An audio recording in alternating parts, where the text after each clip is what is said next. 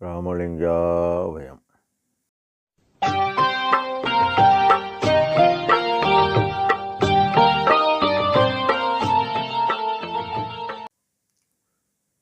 அருட்பெரும் ஜோதி அருட்பெரும் ஜோதி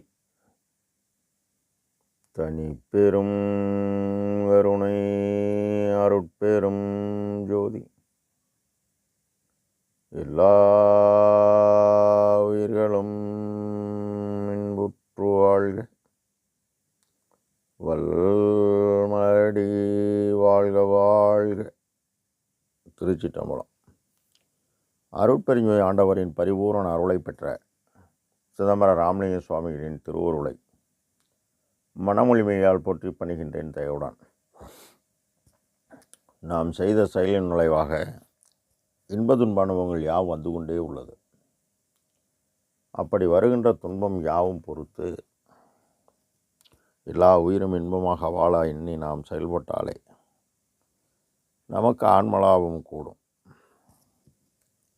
நம் பெருமான் வரம்பில் வியப்பு என்ற தலைப்பில்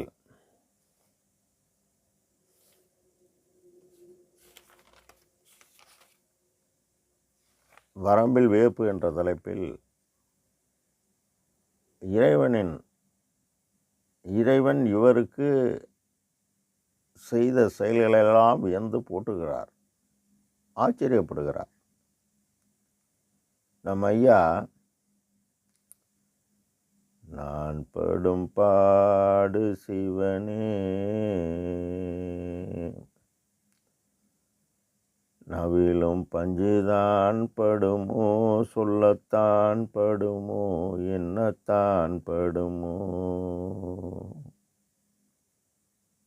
நான் படும் பாடு சிவனே, நவிலும் பஞ்சுதான் படுமோ, சொல்லத்தான் படுமோ, என்னத்தான் படுமோ, காண்படும் கண்ணியின் மாண்படும் பாடு கலங்கி நின்றேன், ஏன் படுகின்றனை என்ன இறங்காயெனில் என்ன செய்வேனோ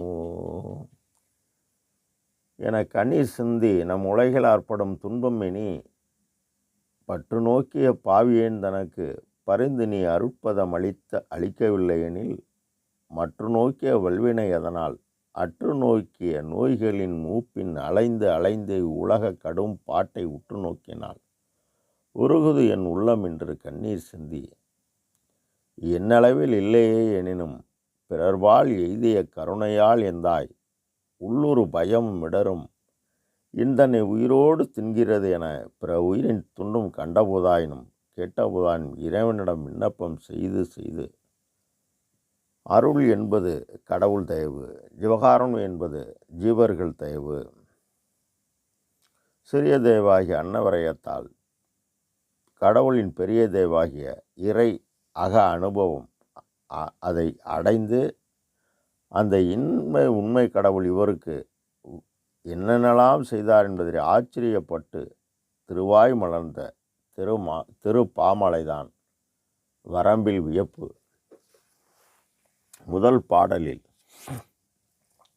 புன்புலை புயனும் அயனும் மற்றவரும் புகழரும் பெரிய ஓர் நிலையில் இன்ப உருவாகி அருளோடும் விளங்கி இயற்றலே ஆதி ஐந்தொழிலும் தன் பொது சமூகத்து ஐவர்கள் ஏற்ற தனி ஏரசு ஏற்றும் ஒரு தலைவன் அன்பெனும் குடிசை நுழைந்து அதனால் அவன் தன்னை மறுப்பவர் யாரே என பாடலை பதிவு செய்கின்றார்.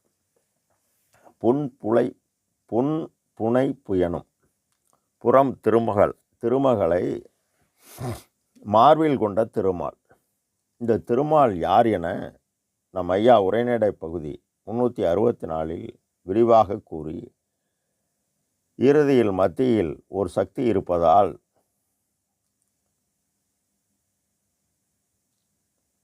இதயமாகிய நெஞ்சு பகுதி விஷ்ணு லட்சுமியை மார்பில் வைத்தார் என்பது இதுபோன்ற அணுக்கள் தவத்தால் பெற்ற ஒரு தொழிலுடைய பிரம்மா, 2 ஆற்றல் பெற்ற விஷ்ணு, 3 ஆற்றல் பெற்ற ருத்ரன், மகேஸ்வரன், சதாசிவன், மற்றவரும் அருட்பெருஞ்சோதி கடவுளின் ஏவல் புரிபவர்கள்.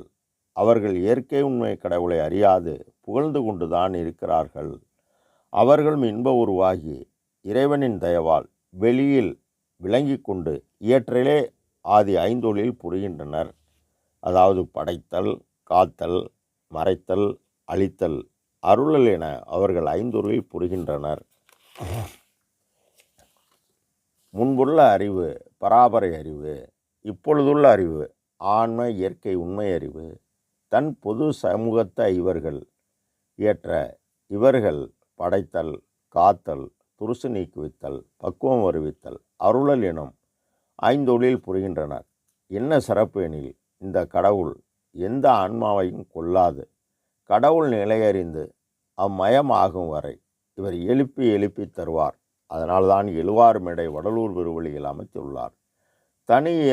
தனி அரசு ஏற்றும் ஒரு தலைவன்.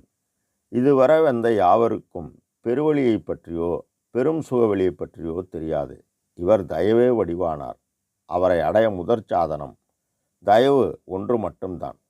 அதனால் அருட்பெரும் ஜோதி, அருட்பெருவெளியில், அருட்பெரும் உலகத்து, அருட்பெரும் தளத்து மேல்நிலையில் அரசாட்சி புரிபவர் உண்மை கடவுள்.